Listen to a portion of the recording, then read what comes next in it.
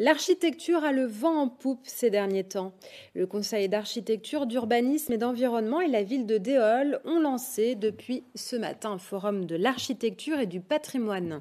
Une dizaine d'architectes et de paysagistes sélectionnés à travers toute la France travaillaient main dans la main sur le site de l'API. Ils seront présents jusqu'à demain. Reportage de Briac Cavalin.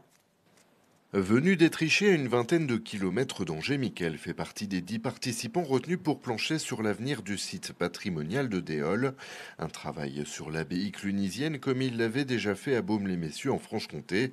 Un exercice où sa relation avec le paysage coïncide avec l'horizon de la vallée de l'Indre et ce clocher clairement identifié. Le paysage, c'est plutôt la façon qu'on a de percevoir un site et un espace. C'est la relation sensible qu'on a avec ce site et cet espace.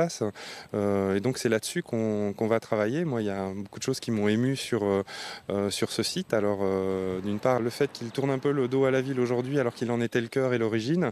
Ce qui me touche beaucoup aussi, c'est quand on regarde tout le motif et l'ornement qu'on a dans l'architecture, dans ces restes, ça renvoie à quelque chose de très très foisonnant.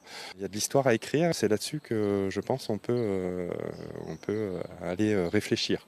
Répondre aux attentes de la commune, définir un périmètre d'études et y associer les habitants. Un vaste programme que les architectes et paysagistes triés sur le volet s'efforcent de conceptualiser. Pendant 2 jours, ils élaborent des pistes de recherche autour de thématiques comme l'attractivité touristique, l'urbanisme ou les fouilles archéologiques.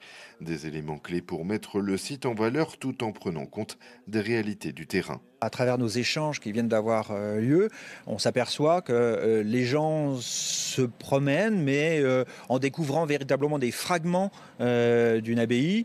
Et là, il s'agit de les faire rester un petit peu plus longtemps parce que les choses se découvrent petit à petit. On est quand même sur un site où il y a encore beaucoup de choses à découvrir. Il a été évoqué la possibilité de créer un musée de site, donc au-delà des objets qui vont être découverts par la suite, qui ont quelque chose d'un peu figé pour le grand public, le fait de travailler sur la découverte à une autre dimension. Et pendant la visite des lieux, les idées façonnent les différents équilibres possibles entre minéralité, verdure et aménagement contemporain. Autour de la table, les débats évoquent l'utilité des éléments déjà bâtis comme l'ancienne orphelinat et les voies de circulation existantes.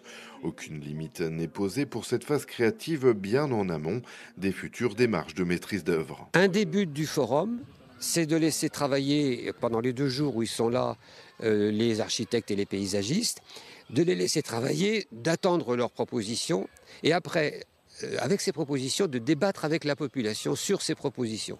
Et peut-être que de la population émergera une autre vue de la situation, émergeront d'autres propositions qui pourront être reprises d'ailleurs par la suite. Parce que quand tout ça nous arrivera, nous aurons un tri à faire, des choix à faire pour vraiment mettre en œuvre et mettre sur pied un vrai projet. Un calendrier qui se dessinera dès demain avec la remise des croquis, perspectives et autres vues 3D autour des vestiges et des espaces communaux. La présentation au public déolois est annoncée fin juin.